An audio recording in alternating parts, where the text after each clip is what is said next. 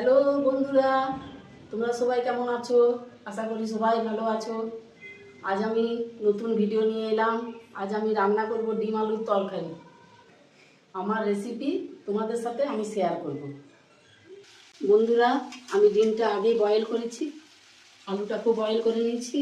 এবার ডিমটাকে তেলে একটু ফ্রাই করব।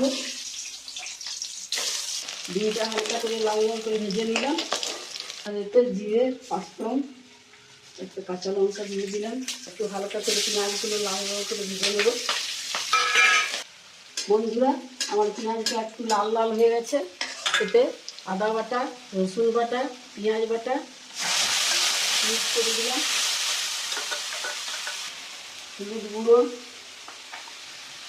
নুন, জিরে গুঁড়ো, ধনিয়া পাউডার, পরিমাণ মতন চিনি দিলাম। একটু কাশ্মীরি লঙ্কা গুঁড়ো দিয়ে দিলাম। টমেটোগুলো দিয়ে দিলাম। বন্ধুরা, আমাদের মশলাটা কষানো হয়ে গেছে। এবার আমার সে বয়েল করা আলুগুলো ফেলে দিচ্ছি। আমার আলুগুলো কষানো হয়ে গেছে। এবার আমি একটু জল ঢেলে দেবো, তারপর ফুটবার পরে ডিমগুলো ছেড়ে দেবো। বন্ধুরা, জলটা ফুটে গেছে, এক এক করে ডিমগুলো এতে ছেড়ে দেবো। বন্ধুরা, আমার ডিমের তরকারি হয়ে গেছে। এবার একটু ধনা পাতা দিয়ে পরে গার্নিশিং করে দিচ্ছি।